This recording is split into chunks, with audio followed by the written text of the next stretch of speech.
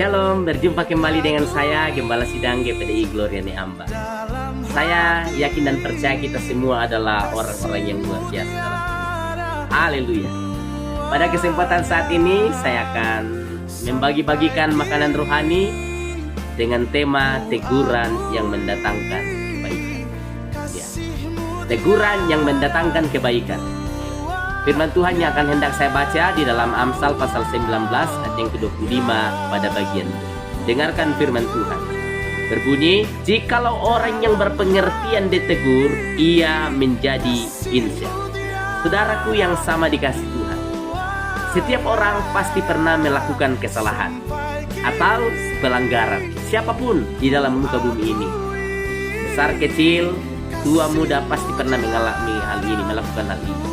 Akibatnya tentu kita tidak luput dari teguran. Ditegur orang tua, guru atau dosen, ditegur pimpinan di tempat kerja, ditegur oleh pimpinan rohani atau hamba Tuhan di gereja, gembala-gembala sidang, bahkan ditegur sendiri oleh Tuhan. Dan saudara, adapun respon tiap-tiap orang tentu berbeda-beda, ya. Ketika menerima teguran itu tentu berbeda-beda. Ada yang bisa menerima dengan lapang dada, tapi tidak sedikit yang mengeraskan hati, tersinggung, marah, dan bersikeras, tidak mau mengakui kesalahan.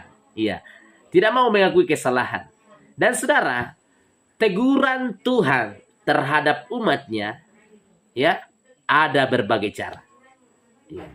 Melalui firman-Nya, masalah, peristiwa, atau situasi yang terjadi.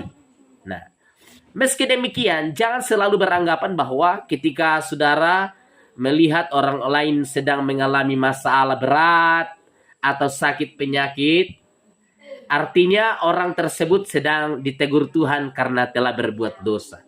Tidak selalu seperti itu, saudara.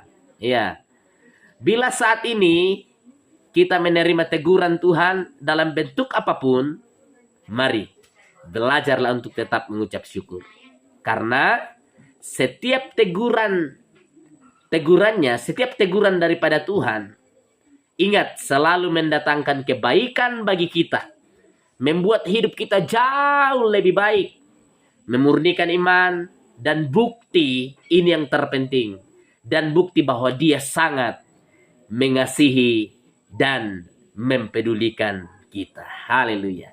Justru ketika kita bebas dari teguran Tuhan, berarti kita ini adalah anak-anak gampang. Iya. Firman Tuhan mengatakan di dalam Ibrani pasal 12 ayat yang ke-6 dan ayat yang ke-8. Dia berkata, karena Tuhan menghajar orang yang dikasihinya dan Ia menyesa orang yang diakuinya sebagai anak. Tetapi jikalau kamu bebas dari ganjaran yang harus diderita setiap orang, maka kamu bukanlah anak, tetapi anak-anak gampang. Nah, sebagai anak-anak Tuhan, sudah selayaknya kita menerima didikan Tuhan dalam bentuk teguran. Jangan sekali-kali berusaha lari dari teguran itu. Amin. Sebab firman Tuhan dalam Amsal pasal 10 ayat 17 mengatakan begini. Siapa mengindahkan didikan, dikatakan apa? Menuju jalan kehidupan. Tetapi siapa mengabaikan teguran, dikatakan firman Tuhan, tersesat. Iya.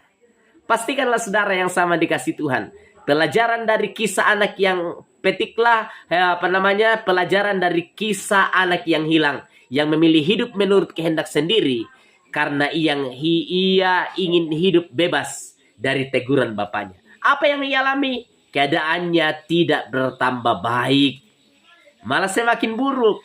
Akhirnya keadaanlah yang menegur dia. Seringkali ketika ada masalah, ada penderitaan yang berat, barulah kita menyadari kesalahan kita. Amsal pasal 29 ayat pertama mengatakan begini. Siapa bersih tegang leher, walaupun telah mendapat teguran, akan sekonyong-konyong diremukkan tanpa dapat dipulihkan lagi. Nah, karena itu saudara yang sama dikasih Tuhan, jadikan firman Tuhan ini sebagai pedoman di dalam kehidupan kita, bahwa Dia menegur saya dan saudara karena bukti kasih-Nya yang besar atas kehidupan kita.